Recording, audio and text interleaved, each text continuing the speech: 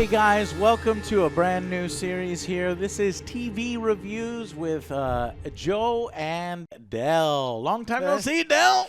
I We're exist. out in front. Del exists. He's obviously over on the Twitch channel. Go follow our Twitch channel. We play a lot of games there together. But we wanted to start covering more television series. And so me and Del have been watching a lot of HBO. We've been watching a lot of Amazon Prime, a lot of these Disney Plus, a lot of these other things. So if you got any suggestions for any series that you would like to see us review, let us know in the comments below. But this one here is about a very, very fascinating series. This one I didn't know was coming, but I am so happy that I started watching it because it is fantastic so far, in my opinion. Yeah, no, it's a lot better than I got that it was going to be from first glance. And I mean, so Stephen King stuff is hit or miss. I love Stephen King it's stuff. either it's like Even really the good misses or I it's like the like. misses. Yeah. But. Well, okay, so it is called The Outsider, right? And this is starring Mendelsohn Yep. from Star Wars Rogue One fame. Yep. And his co-star, which was Cynthia Erivo. yeah, Erivo? who is a fantastic singer, by the way. She also played Harriet Tubman in the film Harriet in 2019, which I watched on the plane. It was pretty good. And basically, it's a horror crime saga type of thing. Think of it as you take one part True Detective, another great HBO series, and one part Stephen King, mix it together, and you've got The Outsider. And like I said, so far, it's been as good as that description. A good Stephen King. It's thick with atmosphere. It's got a very, very intriguing plot line, which is essentially there is a murder that takes place. A brutal murder. A brutal Extremely murder of brutal a murder. child, okay, by supposedly Jason Bateman's character, who, by the way, Jason Bateman, I love him. Great actor. He was great being Terry. Yeah, Terry was a really good character. So Terry is accused of killing this child. And what's odd, though, is that, we follow Terry, and it doesn't seem like this is what Terry would do. He's a coach of a high school, or not high school, but like a children's baseball team. And the cops make it a note with how horrific the crime was to just arrest him in public. To smear him. Yeah, Ralph, who is Ben Mendelsohn's character, makes sure that he is embarrassed in public, arrests him in public for these crimes, and then, of course, you've got the court of public opinion who thinks that he has done it. Yep. They've got DNA proof. They've got video evidence of where he's been. And it's like, okay, well, that's, case closed. If only. But not really, because there's also video evidence of him being where he says he was, which was thousands of miles away at some conference. And this is a great hook. We're talking about episode 1, Fish in a Barrel. And it just sets up the series as very atmospheric and very intriguing. It was a lot different than I expected it was going to be. Yeah. What did you expect? I didn't know, so a lot of these things, a lot of Stephen King stories, a lot of any of these stories in general, they're super predictable early on. And it's like, the beats, how he writes his books, how he does it. But with this series, for the first couple of episodes, I couldn't figure out where it was going. And the very first episode sets that up perfectly because you think you got everything figured out. And then he's like, no, just nothing is established. So obviously this is a brand new series that me and Del are doing. So let's show you our format here. We're going to have a non-spoiler section first, just like our movie reviews. And then we'll go into a spoiler section after that. So we're going to keep it spoiler free for those of you who haven't seen it. So this basically episode 1 is a fantastic hook.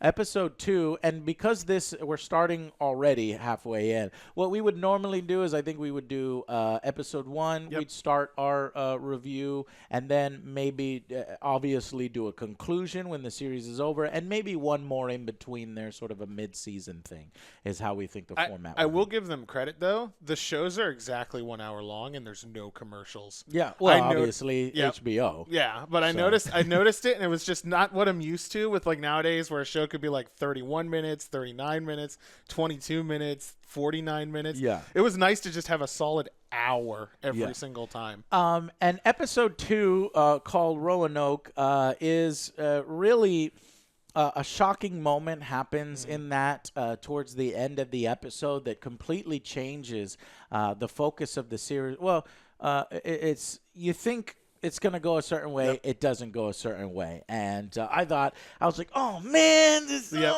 but it serves a purpose in the story.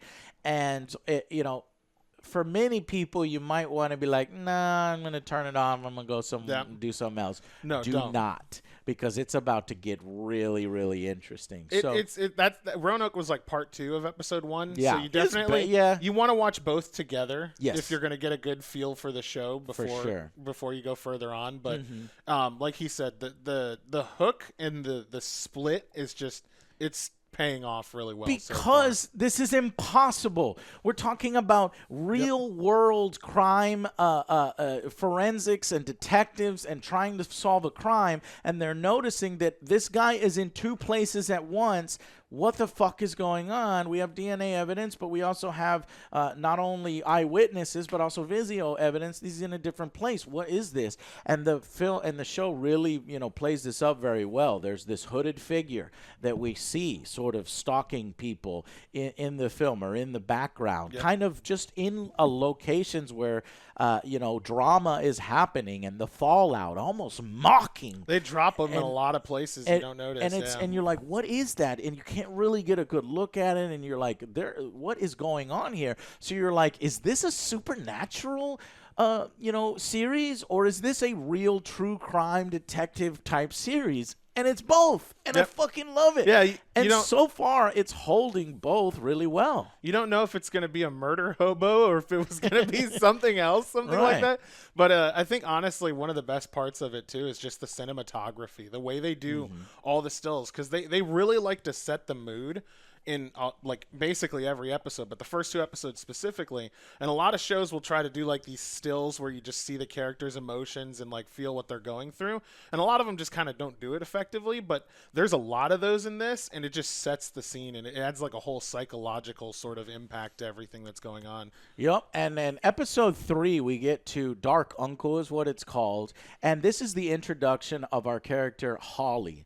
And this is where the series really takes off, because Holly, played by Cynthia, is the best part of the show, in my opinion. She's eccentric. She's fascinating, engaging to watch. A little bit nuts. She's well, I wouldn't call her nuts. She just has a condition, though, where she's like awkward around people. She might be on the spectrum, maybe not, but she's very intelligent and very meticulous in the information that she gathers, and she's basically like a private investigator. She's like a savant at it. Yeah, that's the a word. savant private investigator who's very eccentric. And I love characters like this. It reminds me of like The Monk or some of these other series that have done these fascinating. The Mentalist was good. Even True Detective, with Matthew McConaughey's character. So this is the kind of stuff that I love. And she does a great job when she comes into the series, kind of trying to piece things together, staying very neutral in things and being very open-minded. By episode 4 is when we get our first sort of big payoff. This is called Que Viene el Cuco. And they sort of learn a lot of things in here, and I'm going to hold spoilers. It's really hard not to spoil, So wait for our spoiler section. But what I can see here is that she learns about some legends from different cultures, and she starts to realize that there's been other murders of children that have happened in a different area that have happened almost exactly like this. But Jason Bateman's character, Terry, did not do them. It's a completely different character. So she goes and talks with these people and talks with that investigation and figures out what is going on there. And towards the end, when she's talking with one of the people, she learns about these legends of El Cuco.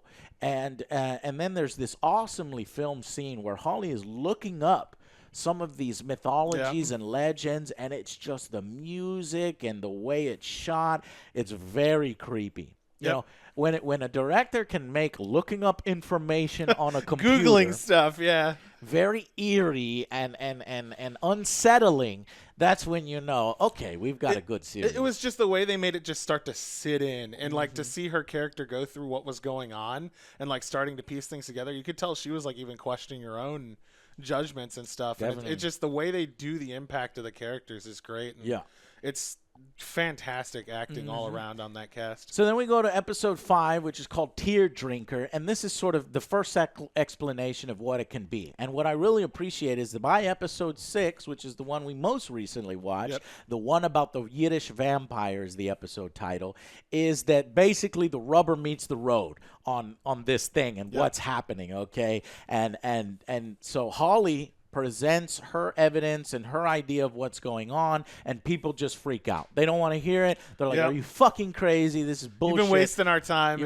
Yeah. And so now we are right smack dab in the middle of it, and it has just gotten more and more and more interesting and more interesting. And I'm really hoping that this can have a satisfying payoff. I do too. I really because do. by the end, it's a good build-up to what I feel is going to be a climax during the next 4 episodes. I do think we'll get a Jack-centered episode next, and Jack is this character who is a police partner of Ralph, one of Ralph's police partners, and he seems kind of a loose cannon. He seems, very shady, kind of loose cannon, and there's a plot point that happens with him that is making him a central character and making him potentially dangerous to the plot and our lead characters. So I think that we'll probably get a resolution of that, then going into the final 3 episodes where we'll get this climax, and I'm just hoping against hope that it's going to be satisfying. Well, it's going to be a full mini-series, I think is what they were calling it. I hope so. That's the thing I've been asking myself, and I'm trying to look up the answers, and I can't find it anywhere. Is this just going to be one season? If it's a one season, I want it to be one season. I do not want to see a season 2 to this. So if you know the answer to that, let us know.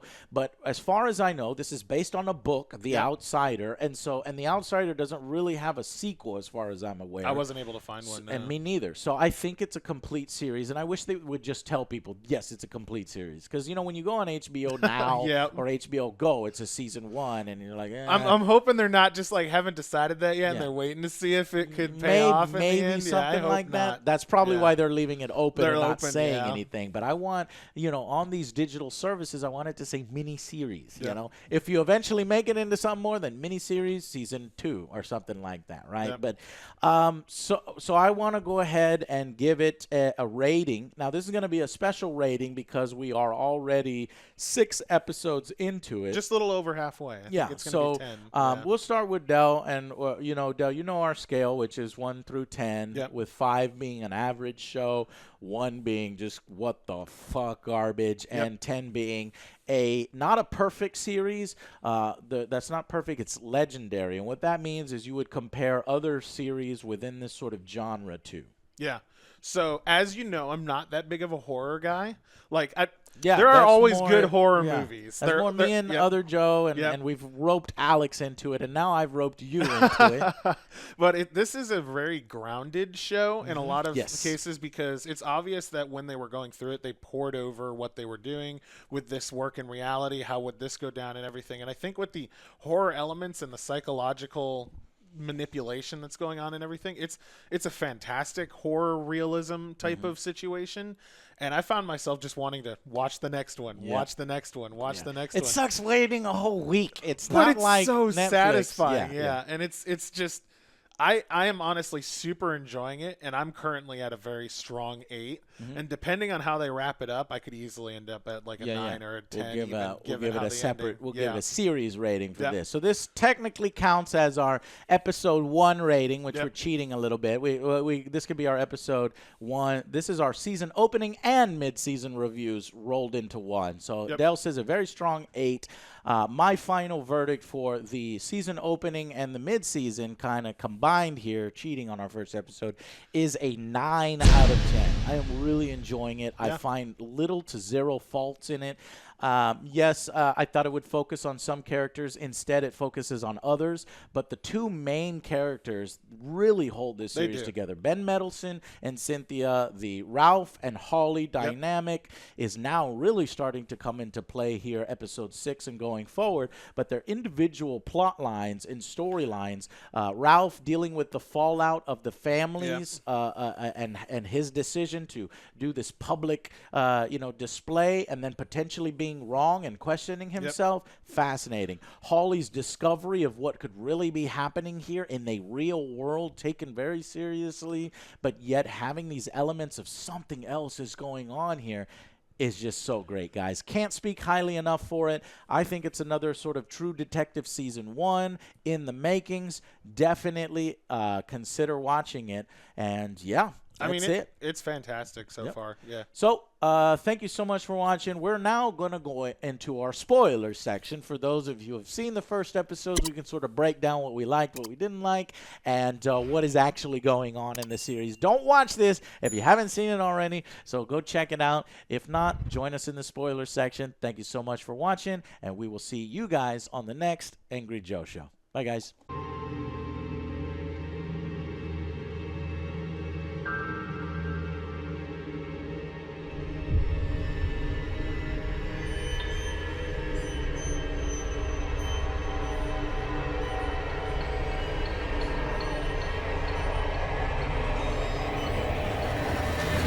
Hey guys, thank you so much for showing up. This is the spoiler section. I want to thank our Patreon and our YouTube join button members for making these additional videos and new content possible by forming a backbone of the mobile infantry, kind of giving us the means to make whatever content we want and continue making the content that you like. So consider hitting those links down below, and let's jump right into the spoilers. So what the fuck is this thing? I think it's a shapeshifter. It's like a skinwalker. Yeah. It does feel like it's going there. I was worried that they're going to explain it as some hobo, that's some murder hobo. Murder that steals his DNA and just plants DNA here and there or something. No, this is a motherfucking creature. I thought with Stephen King, it was either going to be like murder hobo or aliens, because Stephen King loves his alien stuff. That's true. Or psychological, but there's too many people involved here for it to be like a collective psychological thing. No, it is El Cuco. So they have taken by episode 6 to calling it El Cuco. They're like a better name than the creature or anything. So basically, this is a creature that can not only take the shape of whatever it scratches. So they figure out that by about episode 4, they learn that it spreads via scratching its victims, and then it sort of needs that DNA to then create a doppelganger, essentially. Yeah, it like infects them and like steals their DNA and creates like a perfect temporary Now, clone. why does it kill little girls and little boys and children? It feeds on fear. And so it needs the physical sustenance, which is why it eats kids. Like, in the first thing, they were like, there's bite marks all over the kid. He's been eaten. So that was like the scary thing. And so that he gets the physical sustenance, but the real thing he's there for is the pain of the families and the suffering it causes. And so that's why we're constantly seeing this hooded figure looking around. And you see the shocking moment. Jason Bateman's character, Terry, who I thought we were going to follow throughout the whole series, is killed in episode 2. By the end of episode 2, one of the uncles of the young little girl that was killed takes a gun as they're transporting him to the thing and shoots 2 cops and then shoots Terry. And Terry is still alive. They could have done a better job of this, making sure that people know he's dead. Because by episode 3, I was like, okay, where's Terry? When did he live? Did he die? It was like a little name. It was like a little line drop that he's dead or whatever. He didn't make it. Sorry, he didn't make it. Yeah. Right. But I wanted to see more of that because by the episode, it looked like he could still make it, right? But no, I was like, no, I love Jason Bateman. I want to do this. He was a really such a good job. It's like, I didn't do this. Here's why I didn't do this. And you're seeing all these inconsistencies. Why are you doing this? But this spans much larger than Jason Bateman's character, much larger than Terry, because there's this other, guy way up north that was accused of killing kids. He got, his brother was involved, and we'll talk about how can somebody else be involved. But he got it from a girl who he got it from a guy. Got it from a girl who scratched him, which, by the way, at that time he was having sex with the creature. Yep. Do you know that? Yeah, he was having sex with the doppelganger. It was just laying there like, oh yeah, yeah, great, this is awesome, right? So because she when Holly's character goes to talk with this girl, she's like, yeah, he was hitting on me, but I had no interest. Yeah, she said she was a lesbian, and I was talking to my girlfriend. I was like, he's lying. She's lying. She had sex with him. She just doesn't want to say she had sex. Well, later on, it's revealed that no, it's the doppelganger that was having sex with him and then scratched him so that he can take over his body or create a doppelganger of that guy next. That's a committed monster. Yeah, it'll do whatever is necessary, including having sex. But anyways, so just pretty fascinating. And at this point, it is pretty much confirmed. This is a monster. Yeah, it's definitely a monster. And it leaves behind some sort of secretion or skin like a reptile. that the lab has not been able to identify. See, this is the stuff I love. It's like, if there is an alien in real life, and if there's creatures in real life, they would leave behind physical evidence. Yep. And you would think, well, we got them. Well, no, because the people who are working in the labs will be like, we have not been able to figure out what this is. Yep. And then they'll just chalk it up to a contamination cross-contamination, right? When you're holding proof of aliens or you're holding proof of something we haven't figured out yet. Creatures or whatever. And I just love that this series is taking on that type of direction and that type of subject matter. So anyway, how does that one guy's brother help him kill the girls in up north? Well, it is revealed that at some point, Jack, who is a police officer that also works with Ralph's character, Ben Mendelsohn's character, goes to the crime scene. And it's like this barn. And he shows up later because this guy, he's kind of a shitty cop. He's a really shitty cop. He's a real shitty cop. He's always goes to the drinking, strip club. He's always at strip clubs. Drinking, being an asshole to fucking people. They're always like, why aren't you working? And he's got his legs up. He's like, I'm working. He's like, just not doing anything. Just being kind of like worthless. And that gets him in trouble because he procrastinates so long that by the time he goes to the barn, it's real late. And no other police are there investigating. It's just him. And it turns out this is the hiding place of the creature. And so the creature like hits him in the back of the neck or does something. It like pokes him in the back of the neck. And he's got, he's got the bubblies on the back of his neck. And it turns out that the creature can sort of influence you or speak to you through whatever means this was. Like some sort of infectious disease or something. Yeah. And he makes him do things. And this is when we learn in episode 6 that Holly thinks that this creature is vulnerable right now. Because it's shown that Jack is dragging deer and he's eating the deer. He's even bringing out lamps and home supplies. Like he's making his house in the middle of the forest, which I don't really understand. I don't know why the creature doesn't have his stuff at the barn, but I guess he's just hiding out, trying to. And I love the mental breaks that he's going through while he's doing this, where he's just screaming like, "Kill me already! Just end it! Tell me why! Why are you doing this?" And just like seeing him snap and like be right on that edge of just a total breakdown is really good. So the creature obviously is hanging close by, and he kind of mocks Ralph's character by talking to the little girls of the family of the other ones of the kid he killed, and he's like, "Give the cop a message for me." And the cop doesn't believe this little girl who says, you will die. You need to back off. And he's like, he doesn't believe it. Then because he doesn't believe it, then this creature goes to his wife and is like, you need to tell your husband to back off. Stop investigating or people are going to get hurt. You're going to get hurt. And so she tells him and he still doesn't fucking believe it. Yeah, they both tell him it's dreams. This is the part where it starts to break. In episode 5 or 6, 5 and 6, I'm like, God damn, Ben, Ben Mendelsohn's character. He's playing Ralph. Yep. I'm like, God damn it, Ralph, you're an idiot at this point because he has this kid who stole a van that the creature ends up using, and this kid sees the creature steal the van, and he draws the creature. Yep. It's basically all this fucked up face, melting face with black holes in it, and. You're like, is it unnatural black holes or is those eyes? His eyes were just like an empty void, is what they all said. It's scary as fuck. It sounds crazy, and you look right at him, you can't really comprehend what's going on because when he's behind Ralph's wife, she turns around and looks at him, and she can't really see him.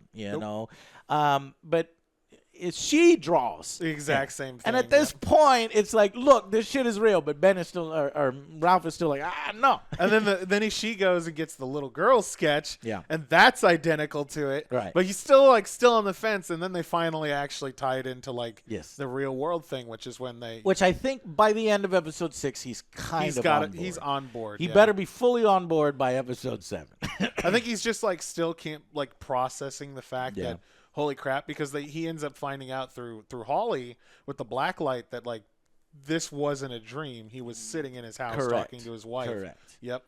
But he still has that kind of attitude, and it makes sense, and it's good character development. He was like 40 years of a detective, You know, he's like, I'm going to collect evidence and do cop shit like that. You know what I mean? I like that line where he's like, you can believe in fairy tales and shit. I'm going to go by evidence and facts. Work, yeah, you know? Actual But police. at this point, all the explanations are pointing towards the fact that this is a this is either, and what do you think it is, Del?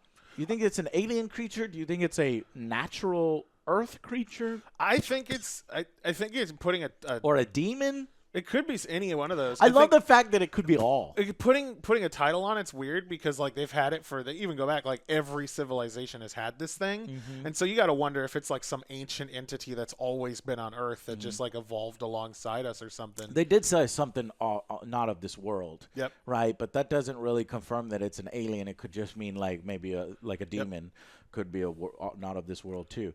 But anyway, so we get the first explanation of what it can be. And in episode 6 and in 5, they have video evidence of the creature as Terry scratching a strip club owner. Yep. So we think, and Holly thinks, that this strip club owner is going to be the next person that is going to be doppelgangered, copied, and he's going to commit a murder.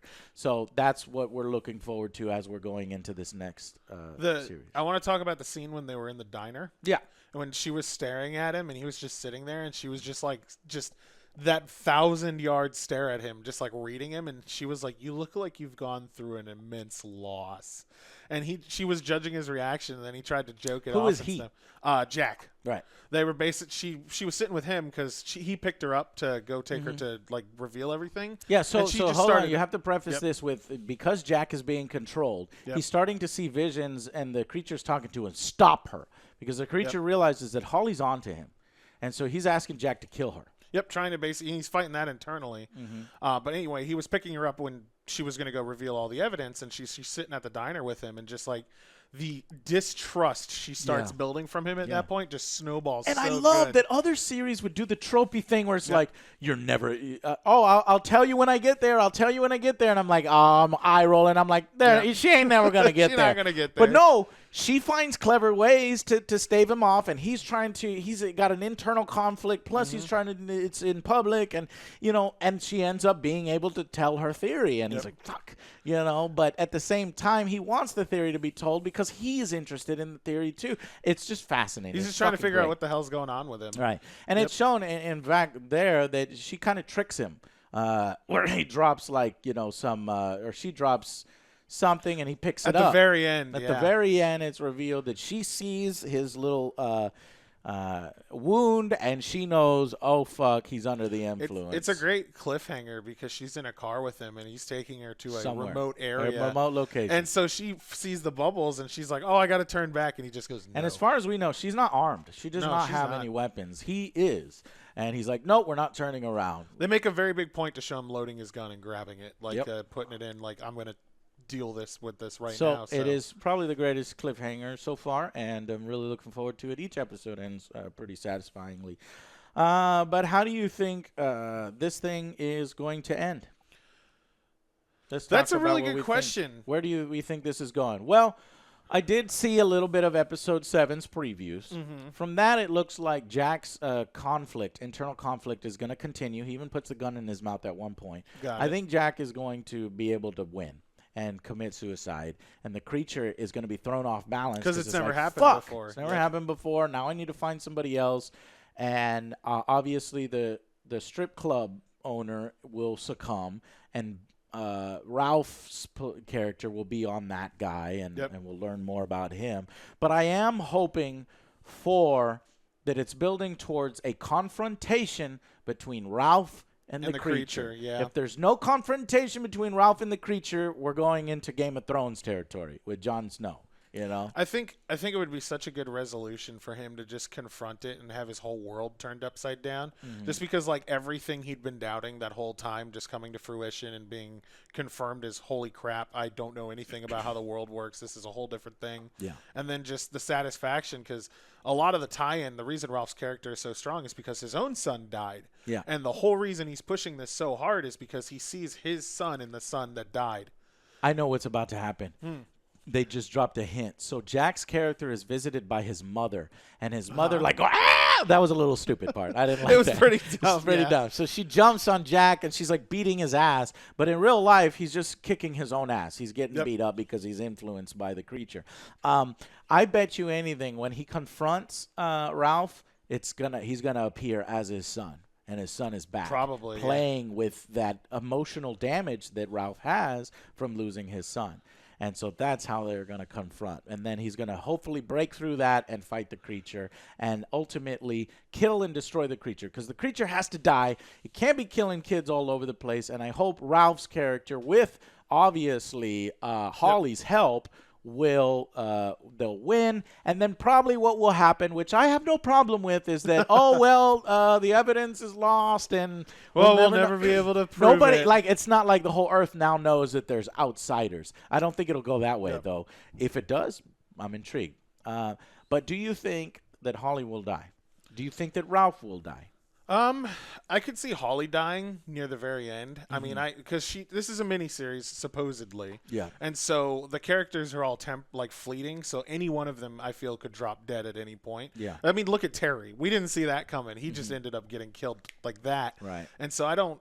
So Holly's they have given us the permanence- illusion that their characters can and will die. So I could see it going either way. I could see Holly basically having to pull a trigger and deal with a monster after it kills Ralph, and then I could also see Ralph being forced into doing it because it's killing everyone around him. Yeah. Or it kills his wife, and then he becomes vindictive and full of vengeance. Yeah. I'm just trying to ask myself, does it need to kill any of these main characters to be more profound, or do I think the director or the writer or even Stephen King's novel felt it necessary? I think both of them can survive.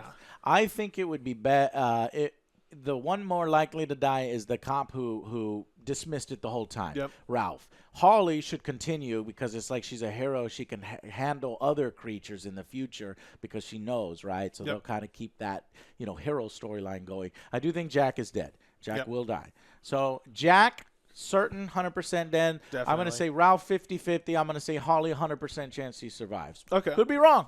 I'm just going with 50-50 on Jack everybody. and Holly. Jack and Holly 50-50. Because either one of their characters could end it, right? And it would still be good because, like you said, they did the two storyline branches. Yeah. And so either one is strong enough to stand on its own if one of the others gets eliminated. And so I'm cool with either at this point. So would you, and then finally, to wrap this up, would you be disappointed if there's no climactic boss fight at the end?